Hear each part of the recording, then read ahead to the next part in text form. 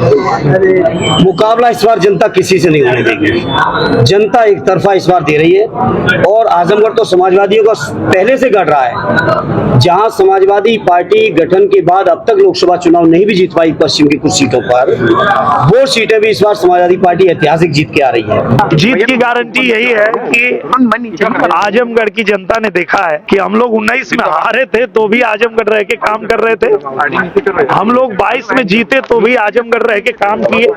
बस यही गारंटी है।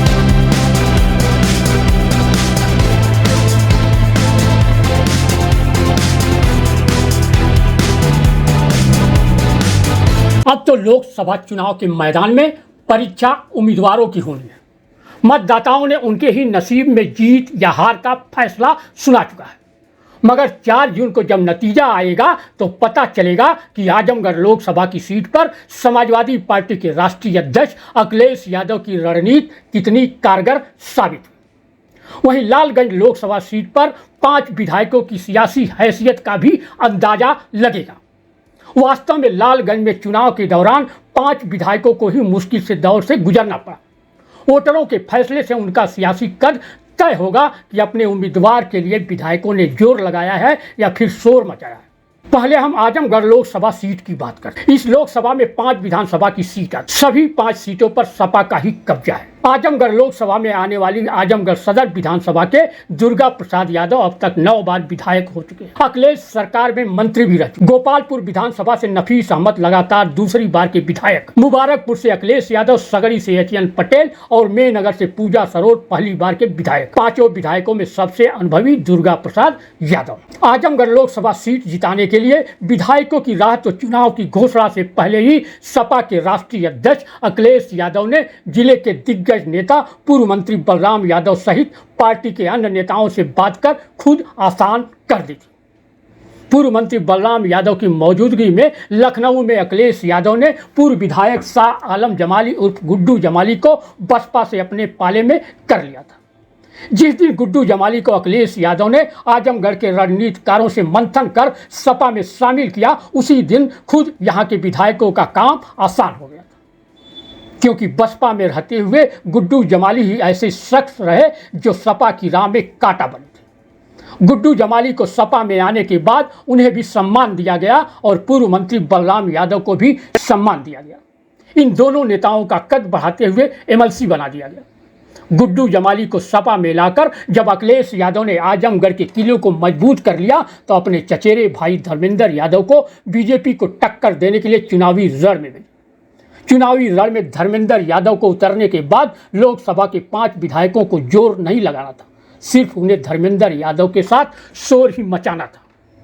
इस सीट पर 2022 के उपचुनाव में बीजेपी के दिनेश लाल यादव ने धर्मेंद्र यादव को हराकर कब्जा किया था। सपा प्रत्याशी धर्मेंद्र यादव के पक्ष में विधायकों सहित कार्यकर्ताओं का शोर थमने से एक दिन पहले सपा के राष्ट्रीय अध्यक्ष अखिलेश यादव जब जिले में दूसरी रैली करने आए तो गुड्डू जमाली को सम्मान देते हुए कहा कि यहाँ की सीट को तो हम जीतेंगे ही, मगर अब देखना यह है कि यहाँ के लोग कितनी बड़ी जीत दिलाते हैं। कि धर्मेंद्र यादव जी को आपके बीच भेजा है,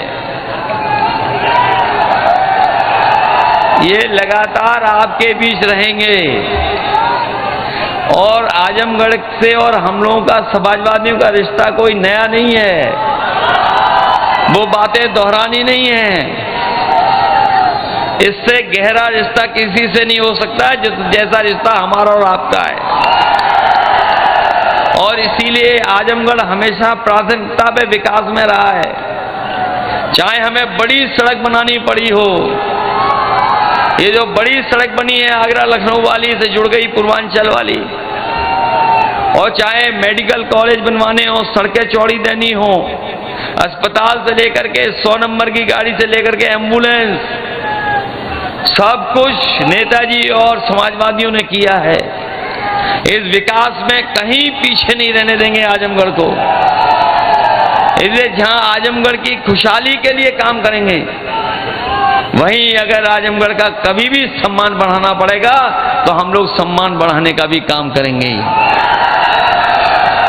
और अभी देखा भी होगा जब एमएलसी बनाने का वक्त आया तो सबसे आगे आजमगढ़ ही दिखाई दिया हमें।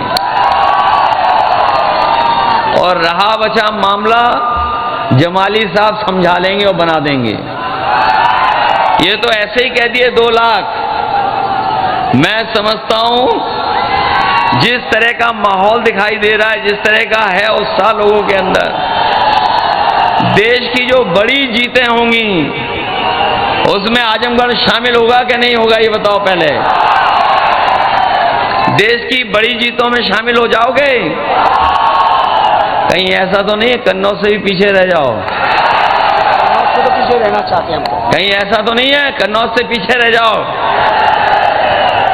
इसलिए आजमगढ़ के लोगों, देश की बड़ी जीत में शामिल होना, देश की बड़ी जीत में हो जाओगे सब लोग, इसलिए मदद करना, यही सहयोग, यही मदद मांगने में आया। मुझे पूरा भरोसा है कि आप सब लोग मिलकर के पीडीए परिवार को जहां ताकत दोगे, वहीं लोकतंत्र को बचाने के लिए एक एक वोट डालेंगे। अखिलेश यादव की गुड्डू जमाली को साथ लाने की रणनीति के तहत ही सपा प्रत्याशी धर्मेंद्र यादव के पक्ष में यादव वोटरों के साथ ही लगभग 90% मुस्लिम वोटरों ने झूम कर वोट दिया।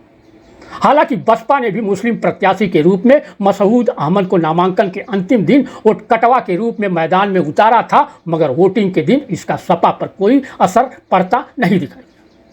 पहली बार देखने को मिला कि बूथ के बाद बसपा के लिए बैठने वाले भी नजर नहीं आए।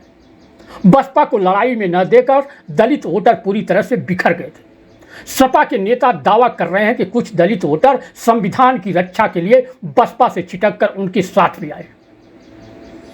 वहीं बीजेपी नेता दावा कर रहे हैं कुछ दलित वोटर सपा की छवि से नाराज होकर उनके समर्थन में भी वोट दिए, जबकि बसपा के नेता दावा कर रहे हैं कि दलित वोटर उनके साथ पूरी निष्ठा के साथ रहे। बहरहाल सपा बीजेपी के बीच ही आजमगढ़ की सीट लड़ाई पर रही।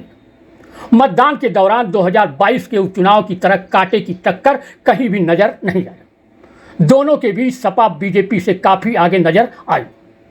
कामरेड राम कुमार यादव कई चुनाव अब तक देख चुके हैं। वो कहते हैं कि दलित वोटर संविधान की रक्षा के लिए अगर इस बार इस सीट पर सपा के साथ आए होंगे तो लगभग 1 लाख के अंतर से धर्मेंद्र यादव की जीत हो सकती। अगर दलित वोटर बीजेपी की तरफ अधिक गए होंगे तो सपा की जीत के वोटों के अंतर में गिरावट भी आ सकती। आजमगढ़ लोकसभा सीट पर यदि बड़ी जीत होती भी है तो अखिलेश यादव की रणनीति के तहत ही होगी, जबकि शोर मचाने वाले विधायक अभी से अपनी पीठ थपथपा रहे हैं।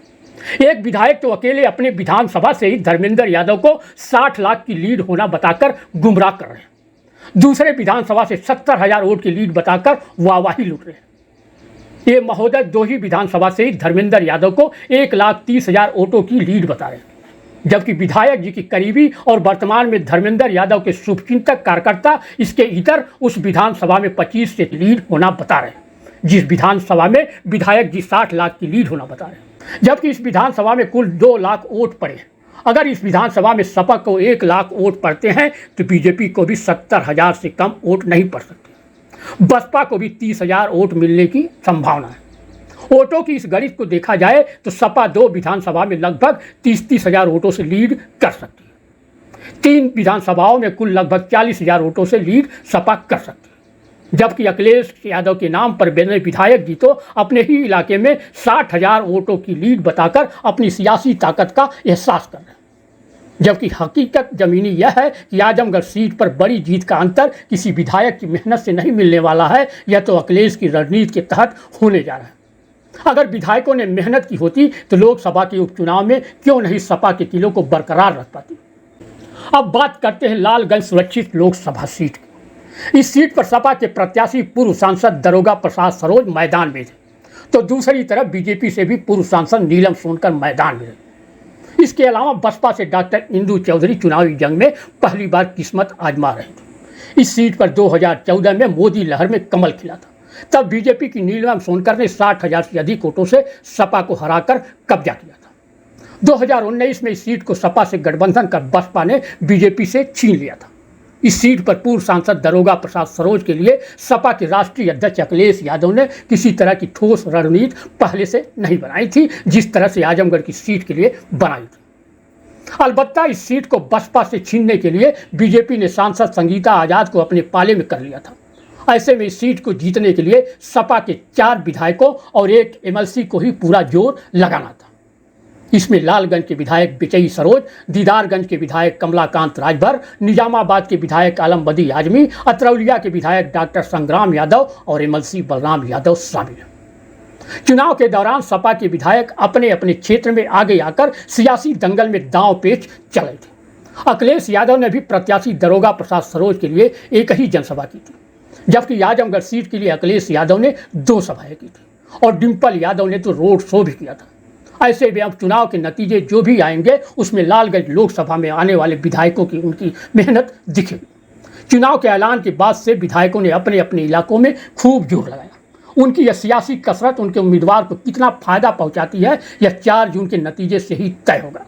जिसके क्षेत्र में उम्मीदवार को बढ़त मिलेगी उसे सियासी परीक्षा में पास माना जाएगा और जिसके क्षेत्र में उम्मीदवार को बढ़त नहीं मिलेगी उसकी भूमिका पर सवाल तो होगा ही। क्षेत्र में उसकी सक्रियता और जनता के बीच पकड़ की हकीकत भी सामने। यही स्थिति बीजेपी प्रत्याशी नीलम सोनकर को लेकर भी है। बीजेपी से विधानसभा का चुनाव लड़ चुके प्रत्याशियों की भी इस चुनाव में परीक्षा होगी। वह भी कितना जोर बीजेपी प्रत्याशी नीलम सोनकर को लगाए हैं इसका भी पता 4 जून को ही चलेगा।